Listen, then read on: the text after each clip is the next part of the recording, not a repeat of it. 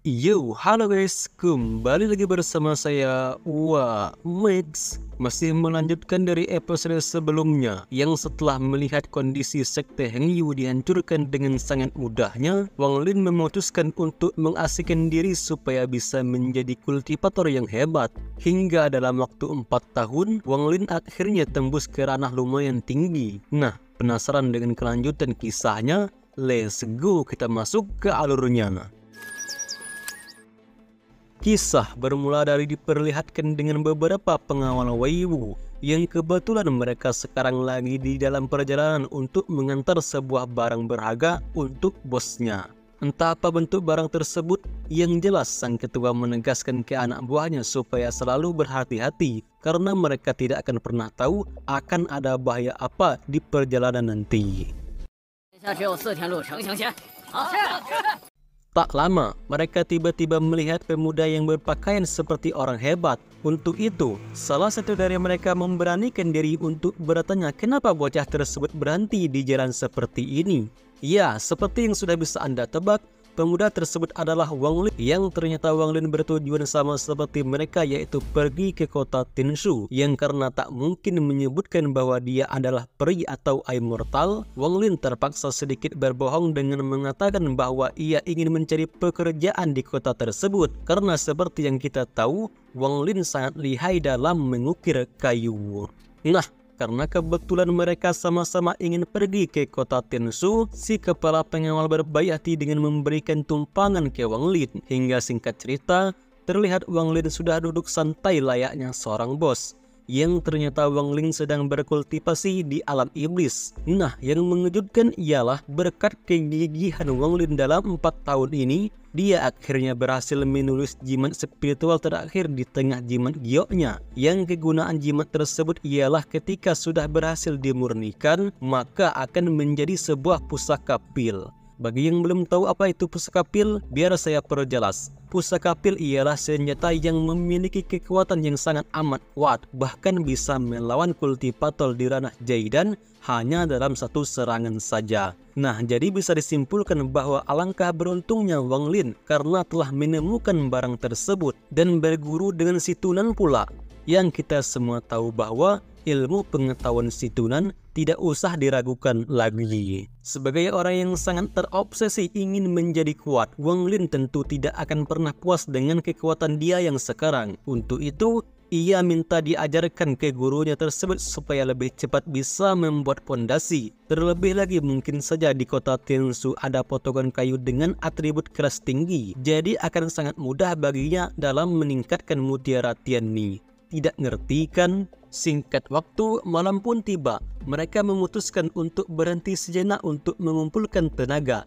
Si kepala pengawal menjelaskan bahwa kali ini Wang Lin sangatlah beruntung karena ia datang tepat sekali dengan kedatangan tukang ramal. Ya, Pak Tua ini memiliki kelebihan, yaitu hanya dengan melihat wajah seorang saja, maka ia akan tahu masa depan orang yang dilihatnya tersebut. Hingga singkat cerita, Pak Tua tersebut mulai meramal dengan melihat wajah si ketua pengawal. Dan alangkah terkejutnya dia saat melihat masa depan semua pengawal ternyata ada bencana pertumpahan darah. Itu berarti sebentar lagi akan ada malapetaka yang akan menimpa mereka.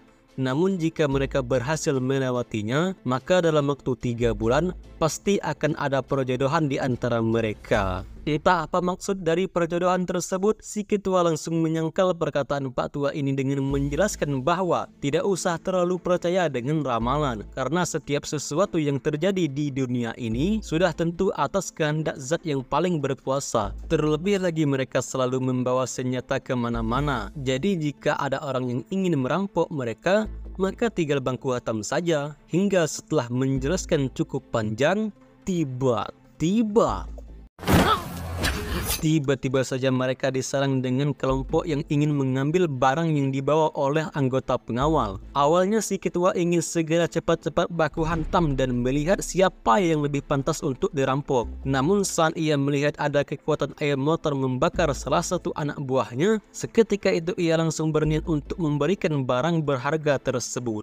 Wang Lin yang juga seorang immortal, dia mencoba merasakan aura spiritual apa yang telah berani membunuh orangnya. Dan betapa terkejutnya ia saat mengetahui ternyata peri atau immortal tersebut adalah sahabat lamanya bernama Zhang Hu. Tak mau mengambil resiko, Pak Tua ini menyarankan kepada ketua untuk memberikan barang tersebut ke anggota perampok. Karena walau bagaimanapun juga, nyawa mereka jauh lebih penting dari sekian banyaknya harta di bawahnya. Dan untuk masalah dimarah bos atau tidak, itu tenang saja, karena bos mereka akan mengerti jika kondisi sedang terdesak seperti ini. Dan ya, si pengawal pun dengan berat hati memberikan apa yang diinginkan si perampok. Namun iya, Wang Lin langsung menunjukkan jati dirinya bahwa ia adalah seorang immortal. Bahkan Wang Lin juga tak segan-segan langsung membunuh orang sekeras tadi. Tak hanya sampai di situ, Wang Lin juga menyuruh teman lamanya supaya jangan ngendok di belakang saja. Hingga San Zhang Hu menunjukkan jati dirinya, seketika itu para murid-murid langsung memberi hormat ke Zhang Hu. Ya, ternyata selama 4 tahun ini, Zhang Hu sudah banyak berubah, bahkan sudah menjadi master di sebuah sekte. Agar silaturahmi tidak terputus, Zhang Hu pura-pura tidak mengenali Wang Lin dengan segera menyuruhnya memberikan barang tersebut. Hingga Wang Lin yang juga tidak mau dicurigai orang-orang, dia langsung menyerahkan gingsengnya. Lalu Zhang Hu segera memberikan kode ke Wang Lin untuk cepat-cepat pergi, supaya tidak ada masalah yang lebih rumit. Tapi ya, seketika itu guru Zhang Hu bernama Bai Zhen ini datang dan langsung membunuh sebagian dari anggota si pengawal. Melihat akan hal itu, Wang Lin menatap tajam ke arah Bai Zhen sembari menganalisa ternyata kultivator Bai Zhen sama tingginya dengan tingkat kultivasi Wang Lin. Yang karena kebetulan sekali Wang Lin bertemu dengan orang sok keras seperti Bai Zhen, seketika itu sayup-sayup terdengar suara situnan bahwa ia menyuruh Wang Lin untuk mencoba jurus barunya ke Bai Zhen, sebuah benda gyo yang saya sebut di awal tadi. Melihat kultivator tingkat tinggi di hadapannya, Bai Zhen berniat membunuh Wang Lin dan akan memakannya, karena jika seorang kultivator memakan kultivator tingkat tinggi, maka akan meningkatkan kekuatannya secara drastis. Mengetahui akan hal itu, Zhang Hu lagi-lagi berpura tidak mengenali Wang Lin dengan akan membantu gurunya tersebut untuk membunuh Wang Lin. Namun ternyata Bai Zhen sudah lebih dulu tahu niat busuk Zhang Hu saat ia melihat jimat persahabatan di tangannya. Hingga seketika itu ia langsung menyiksa bocah tersebut, bahkan ia juga tega meracuni muridnya sendiri. Tak tega melihat kawan lamanya diperlakukan tidak baik, Wang Lin langsung mengeluarkan teknik andalannya, hingga pertempuran antara Wang Lin dan Bai Zhen pun tak terhindarkan.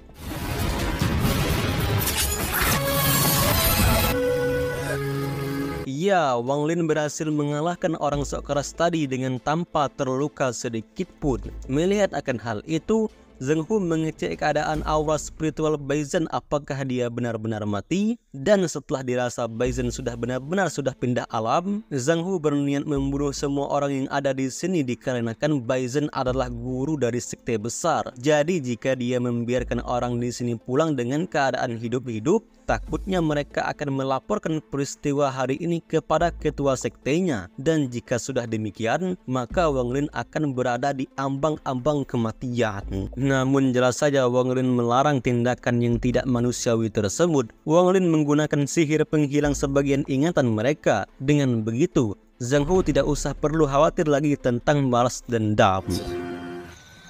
Singkat cerita, mereka pun minum-minum sejenak sembari bernostalgia tentang masa lalu mereka dahulu. Hingga pada akhirnya, Wang Lin menjelaskan kalau dia ingin segera mencari tempat yang cocok untuk memurnikan pedang hijau di tangannya tersebut. Dengan begitu, maka Wang Lin akan semakin sulit untuk dikalahkan. Mendengar perkataan tersebut, Zhang Hu menyarankan agar Wang Lin berkultivasi di kota Tang, sebuah kota yang aman dari gangguan orang jahat. Karena di kota tersebut telah lahir seorang immortal baru. Jadi tak heran jika tidak ada satupun orang yang berani mengusik kota tersebut. Hingga setelah menjelaskan cukup panjang, mereka pun sampai ke gerbang kota Tang. Sebelum masuk, Zhang Hu memperingati ke Wang Lin supaya jangan mencari masalah terhadap orang tersebut, karena dia adalah salah satu dari orang hebat dari sekte Xiyin, sebuah sekte yang terkenal dengan kehebatan kultivatornya. Yang hal itu dibuktikan dengan seluruh cabang sekte di negara ini, itu adalah cabang dari sekte Xiyin. Tak lama, Wang Lin akhirnya mencoba melatih pedang pusaka terbang yang sangat susah untuk dikendalikan. Yang hal itu dibuktikan dengan Wang Lin yang kewalahan mengendalikan pedang tersebut, hingga pada akhirnya ia meminta tutor ke gurunya supaya bisa lebih cepat memiliki pedang tersebut. Bahkan Wang Lin sanggup melakukan apa saja demi bisa mendapatkan pedang terbang ini sepenuhnya. Dia adalah ketua sekte Tang yang dijelaskan oleh Zhang Hu tadi, yang sepertinya dia diminta pertolongan oleh orang ini supaya membalaskan dendam terhadap orang yang membunuh Bai Zhen yang ada di awal tadi. Ketua sekte yang tak mau mengotori tangannya dengan membunuh orang yang dianggapnya lemah, dia menyuruh cucunya untuk membalaskan dendam orang ini dengan upah senjata spiritual jika dia memang bisa membunuh orang yang membunuh muridnya, yaitu Bai Zhen. Dan episode hari ini pun berakhir. Bagaimana? Lebih seru bukan? Oke, saya akan sampai jumpa di video selanjutnya. Assalamualaikum.